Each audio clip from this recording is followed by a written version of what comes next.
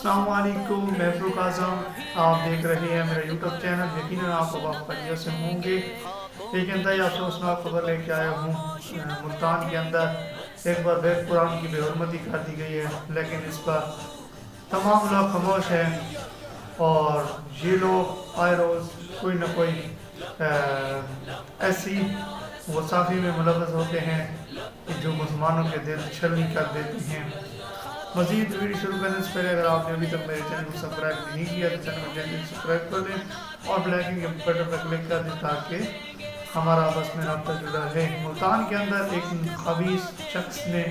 قرآن پاک کی بے حرمتی کی ہے، مسلمانوں کے دل چھلنی کر دیے ہیں۔ مسلمان اس وقت دکھ کی حالت میں ہیں۔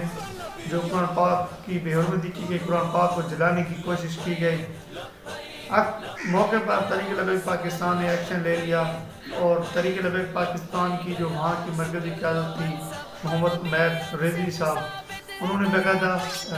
ان کے خلاف FIR درج کرانے کا اعلان کیا، اور SPO کے پاس گئے وہ، اور وہاں پر انہوں نے کہا کہ ہم اس وقت تک یہاں سے نہیں جائیں گے تھانے سے جب تک آپ اس معلوم گستاخ شخص کے خلاف پرچہ نہیں کر دیں۔ تو الحمدللہ FIR بھی ان پر ہو چکی ہے،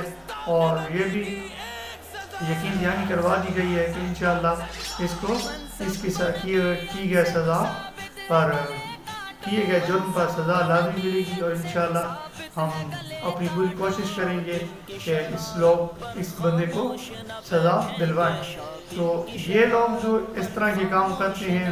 یہ باہر پیچھے بیٹھ کر لوگ ان کی سپورٹ کر رہے ہوتے ہیں، حالانکہ یہ نام کے مسلمان ہوتے ہیں، ویسے یہ مسلمانوں کے لیے کام بھی نہیں ہے، اور یہ کام بھی مسلمانوں کے لیے یہ آئے روز کبھی صحابہ کی گستاخی کرتے تھے، کبھی حضرت السلام کی شان کی گستاخی کرتے تھے، کبھی قرآن پاک کی بے حرمتی کرتے ہیں۔ ابھی قوم اس صدمے سے باہر نہیں آئی تھی کہ پاکستان سے باہر قرآن پاک کی بے حرمتی کی گئی، سرکاری سطح پہ قرآن پاک کو جلایا گیا سویڈن کے اندر۔ ابھی تک قوم اس صدمے سے باہر نہیں نکلی، اور پھر یہ دوبارہ ملک پاکستان، ایک اسلامی ریاست پاکستان، اسلام کے نام پر بنے والا پاکستان، ان کے اندر بھی اس طرح کی کام ہو تو پھر اس پاکستان کا کیا فائدہ، یا اس اسلام پہ نام پر بنے والے پاکستان کا کیا فائدہ؟ باہر والے تو چلو ناسمجھ ہے، جو بھی ہے وہ ہمارے آقا مولا صلی اللہ علیہ وسلم کی شان میں اقدس میں گستاخی کرتے ہیں، قرآن پاک کی توہین کرتے ہیں، تو وہ بات تو سمجھ آتی ہے، لیکن ایک مسلمان اسلامی ریاست جمہوری پاکستان ہونے کے باوجود بھی اس ملک کے اندر اس طرح کے کام ہوتے ہیں، تو پھر اللہ ہی حافظ ہے۔ اللہ پاک اس شخص کو غرق کرے جس نے یہ ناپاک حرکت کی ہے، قرآن پاک کی بے حرمتی کی ہے، اور اللہ پاک اس کو اس کے انجام تک ضرور پہنچائے گا، اور انشاءاللہ ہماری یہی دعا ہے کہ اس کو سخت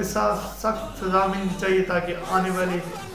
وقتوں میں اس طرح کے واقعات نہ ہوں، اور وہ کام یہ کرنے سے پہلے عبرت اس سے حاصل کریں۔